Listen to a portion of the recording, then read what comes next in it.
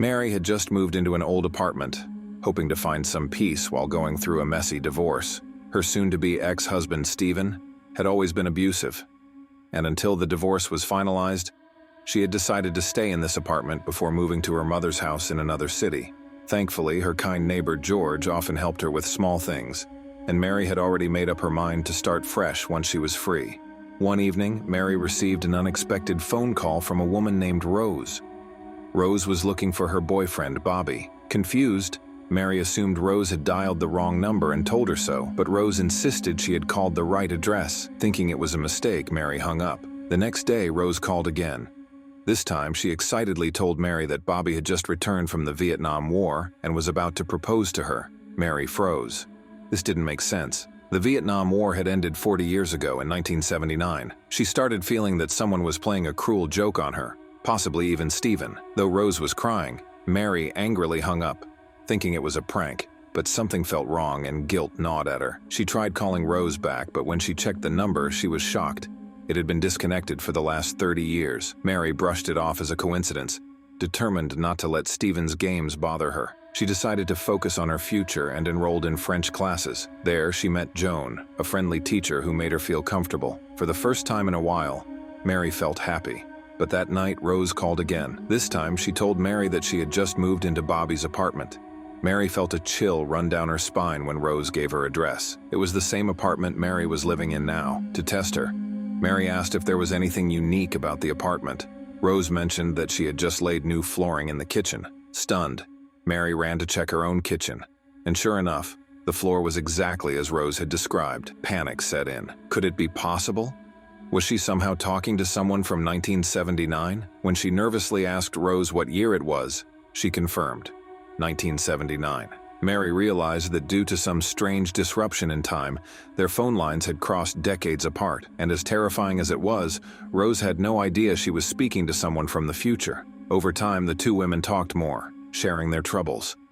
Rose confided in Mary about Bobby's unfaithfulness and abusive nature. Mary felt deeply connected to her because she had suffered the same pain with Stephen. One day, Mary's neighbor George unknowingly revealed something shocking. Rose had committed suicide in this very apartment in 1980. The revelation horrified Mary. She was speaking to a woman who was doomed to die within a year. That night, Rose called again, sobbing. Bobby had hit her once more. Overcome with emotion, Mary blurted out, "You should kill him instead of suffering." She immediately regretted her words but didn't think Rose would take them seriously. However, the next morning, Mary found something odd.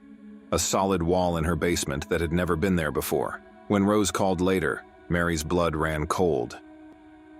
Rose, sounding eerily calm, told her that she had followed Mary's advice. She had killed Bobby and bricked his body behind the basement wall. Mary felt as if the ground had disappeared beneath her. She had only spoken out in anger, but Rose had taken it as a command. Worse still, Mary realized that the past could change the present. That wall had appeared overnight because Rose had built it in 1979, and now, in Mary's time, it had always been there. Terrified, she disconnected the phone and removed the cable, vowing never to speak to Rose again. Determined to move on, Mary sealed the basement door completely, trying to forget the horrors she had unknowingly caused. She focused on her life, her studies, and her growing feelings for Joan. For the first time in years, she felt truly happy. But Stephen, furious about her newfound happiness, started causing trouble again. Months passed, and Mary almost forgot about Rose. But one day, when her AC broke, she had no choice but to reconnect the landline to call for repairs.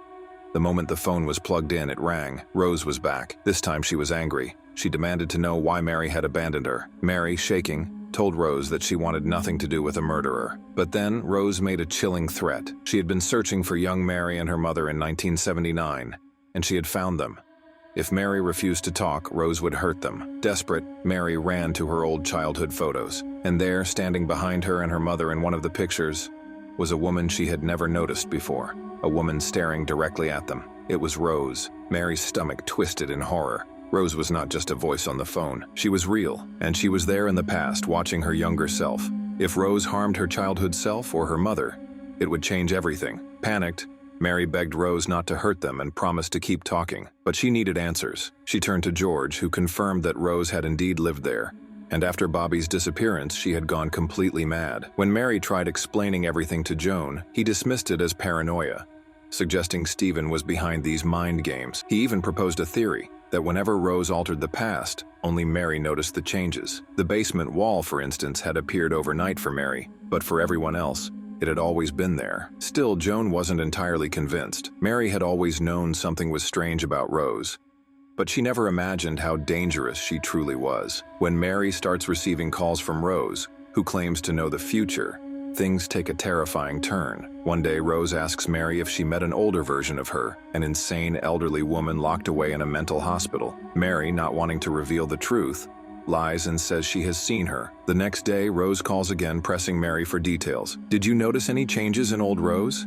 she asks. Trapped in her lie, Mary says no. Rose simply replies, "Okay," and tells Mary that she left something for her in the garden. Curious but anxious, Mary digs where Rose instructs and finds a glass bottle buried in the dirt. Inside, there's a note and something horrifying: a severed finger. The note explains that Rose cut off her own finger to test Mary's honesty. But since Mary claimed nothing had changed, Rose now knows she was lying.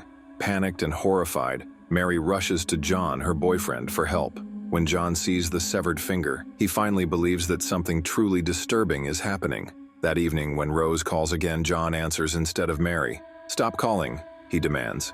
"From now on, Mary won't speak to you anymore." But Rose isn't done. "Mary doesn't know who I really am or what I'm capable of," she warns. To prove her point, she tells them to ask George, Mary's neighbor. Confused, Mary runs to George's house, only to find a stranger living there. When she asks about George, the new tenant tells her that George vanished mysteriously in 1979 and was never seen again. That means Rose has altered the past, erasing George from existence. Only Mary remembers him. Fear grips Mary as she realizes Rose can rewrite history. John, determined to protect her, tells Mary to leave her apartment and move in with him. She agrees and packs her belongings, waiting for John to pick her up. But as hours pass, he never arrives. Worried, Mary calls his phone, but it's switched off. She hurries to his house only to find his parents there. "Where's John?" she asks desperately. His parents look at her strangely. "John died when he was 6 years old. We never even found his body." Mary's blood runs cold. Rose has killed John in 1979, erasing him from this timeline. Her boyfriend never grew up. He never existed in this version of reality. Devastated, Mary returns to her apartment, determined to uncover the truth. She breaks open a sealed-off section of the basement and makes a gruesome discovery: 3 corpses. Among them are George, Rose's ex-boyfriend, and young John. Rose had murdered them all in 1979 and hidden their bodies here. As Mary stares in horror, her phone rings. "I warned you," Rose says.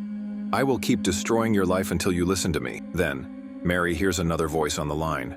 Her own voice, but it sounds younger. Shocked, she realizes Rose has kidnapped her younger self in 1979. To prove her control, Rose scalds young Mary with boiling water. In the present, scars suddenly appear on Mary's skin. The pain is real. She sobs, begging Rose to stop. "Then do what I say," Rose demands. Mary has to put an end to this. She comes up with a plan. She tells Rose that in 1979, young Mary went to a club and had an amazing time. "You should go," she suggests, knowing from old newspapers that a massive fire broke out at that club, killing everyone inside. The next day, Mary waits anxiously for Rose's call. When she doesn't hear from her, she smiles, thinking her plan worked. Rose must have died in the fire.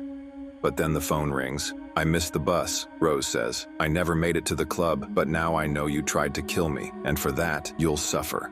Mary's heart pounds. She begs for forgiveness, but Rose is relentless. "Say hello to your guest," she sneers. A knock echoes through the apartment. Terrified, Mary opens the door to find old Rose standing there, alive, enraged, ready to kill her. At the same time, in 1979, young Mary is being attacked by past Rose. It's a battle in 2 time periods, the past and present colliding. Desperate, Mary shouts into the phone, "Fight back! You have to fight or she'll kill you." Young Mary, terrified but determined, grabs a shard of glass and stabs past Rose. In the present, old Rose suddenly vanishes into thin air. She never existed anymore. Mary gasps. Her plan worked, but not in the way she expected. Killing Rose in the past erased her from history, but something is different. Mary, now alone, feels something shift inside her. She realizes that young Mary, traumatized by fighting off Rose, has grown up differently. She survived but became a completely different person. Cold, calculating, ruthless. In this new reality, Mary has taken Rose's place. Now, as her ex-husband arrives, trying to threaten her again. Mary doesn't hesitate. She kills him, and just like Rose once did, she hides his body in the same wall where the others were buried. The cycle continues, but this time, Mary is the one in control. And to take control of your entertainment, I recommend you click on the recaps on the right next to have a good time. Subscribe and drop a like to return for future uploads. Grab your popcorn, enjoy yourself, and see you soon, my friend.